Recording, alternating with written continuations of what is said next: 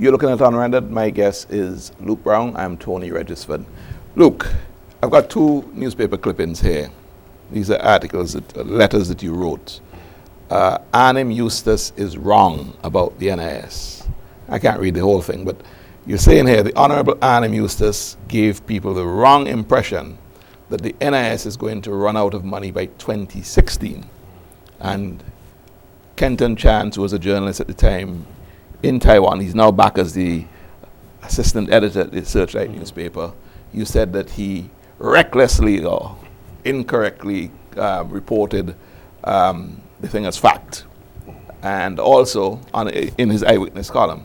You're also saying in the same thing that Mr. Eustace is wrong again by giving the impression that the NIS stands to lose up to $62 million as a result of the debacle with Clico. Yes.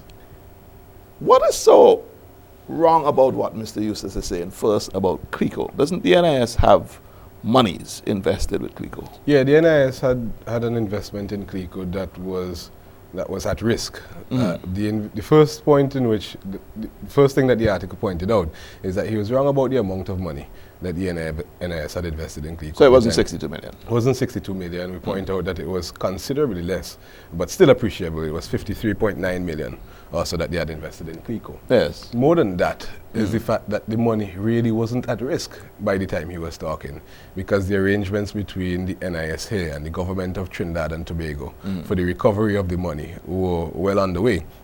And the NIS has already recovered that money. So the NIS has recovered 100% of the 50-something million? 100% of the book value of the $53.9 million that was there. So that is really sorted out. So there's no threat in that respect. The first thing that you mentioned related about running out of money. Running out of money. By 2016. In 2016 is really a serious misrepresentation of what was written in the Article 4 consultation by the IMF. Right. Incidentally, I should say that it seems as if some people are prepared to quote the IMF, even when the IMF is quoting local authorities, because the IMF got their information from the 8th actuarial review, I think it's the 8th actuarial review, which was done by local actuaries. And what that actuarial review really said is that that actuarial review never said that the NIS is going to run out of money by 2016. In fact, what we know from both sources, the IMF, the Article 4 consultation report, and the actuarial review, is that the NIS has been running cash flow surpluses for the past several years.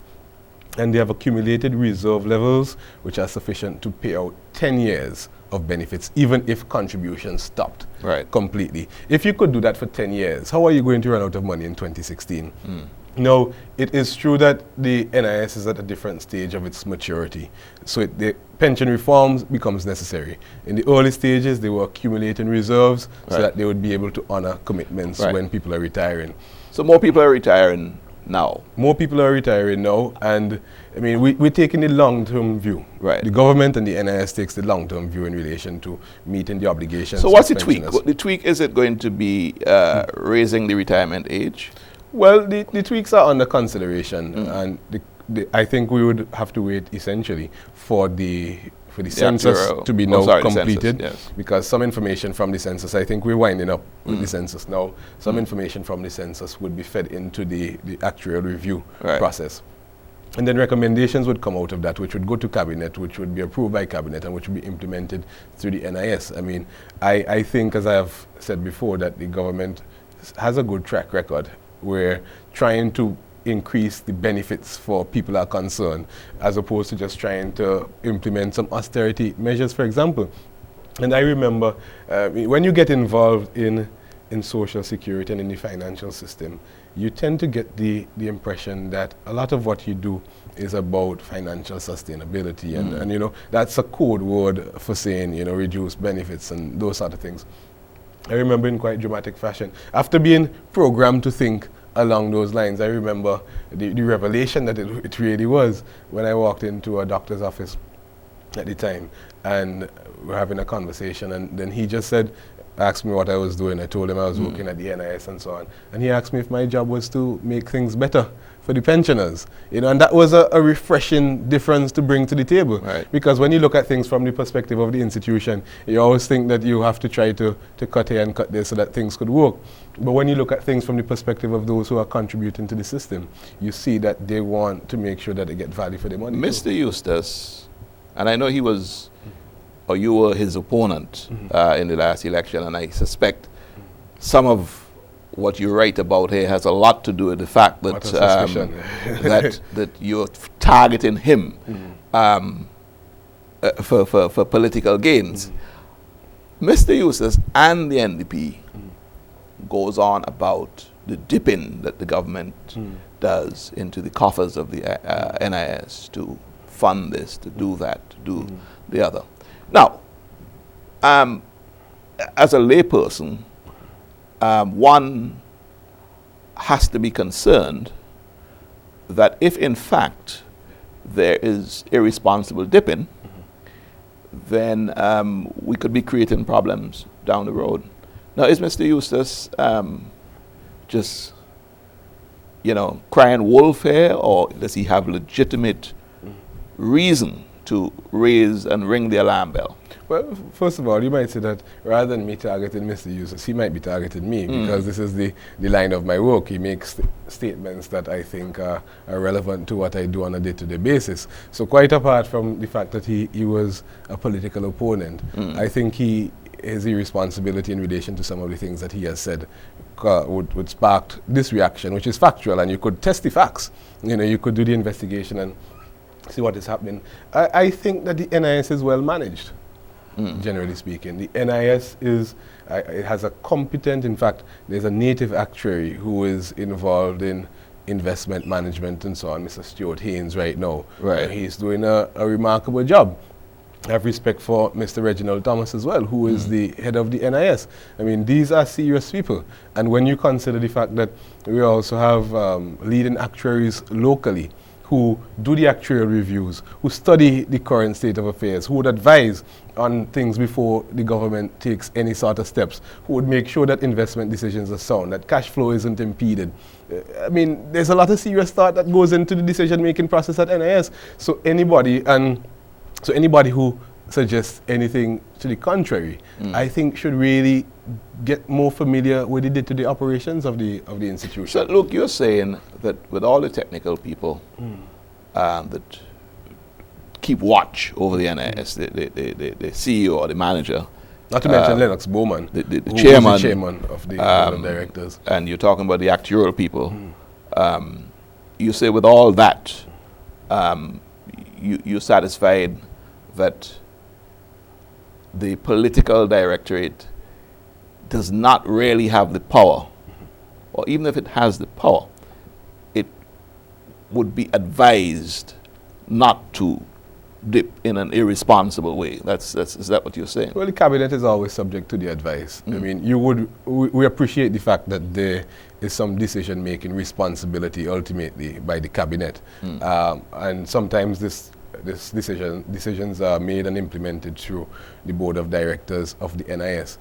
Generally speaking, I think that the NIS being a state institution is, however, given a fair degree of autonomy to carry out its daily business, and that I think the process of decision making and so on is sound. And I mean, we would accept as well that an institution like this which with a large capital base, could afford, to get involved in some projects that are of national significance and national importance. I mean, it's not unheard of for social security institutions to fund different things. The question is, would the money be repaid? Yeah. And what is the ability of the borrower, in which case it is the government, to repay the people's money? And I think that's where the concern is. Right. Are we messing with people's pensions? Are we creating problems for the citizens who contribute to the NIS? I don't think we're creating problems, and like I said, the investment policy of the NIS is sound.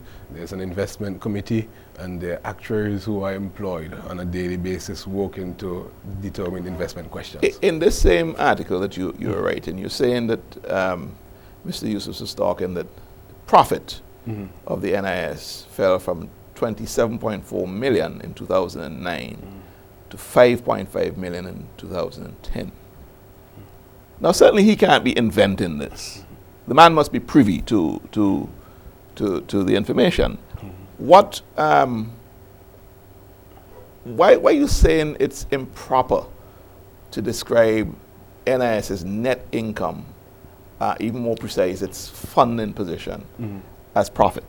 Well, like I say, it's not profit. Essentially, it's the funding position, and I brought this out in a subtle way before, which is when I said that we talk about the fact that during the first 25 or so years of the life of the NIS, when there were limited obligations to pensioners, the NIS was accumulating reserves, and it was accumulating these reserves so that when people retire, they would be able to pay the pensions or other benefits to which they become entitled. Right.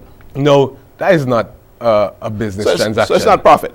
But basically, I guess what Mr. Yusuf is saying here is that your reserves are rapidly declining. That is not even what is being said. I mean, we're talking about the net income and the situation with the net income for a particular year. And the truth is, the NIS net income did decline.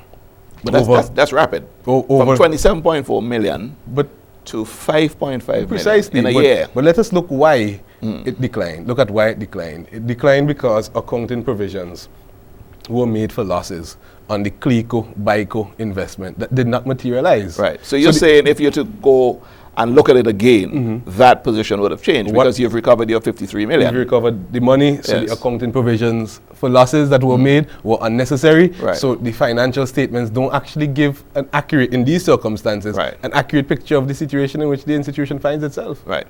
So essentially when this was, when Mr. Yusuf said this, he was reading from, I suppose, the balance sheet, and that provision, which was given for the write-off that had to be made for the CLICO debacle, was in there. Now it isn't, so you're not going to see that decline in income. It's a different position, and that's why it's important not to read from a balance sheet in isolation.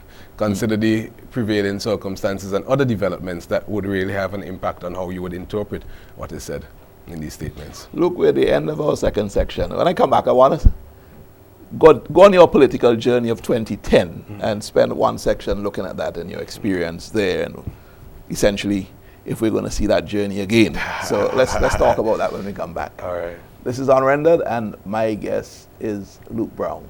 More with Luke when we come back.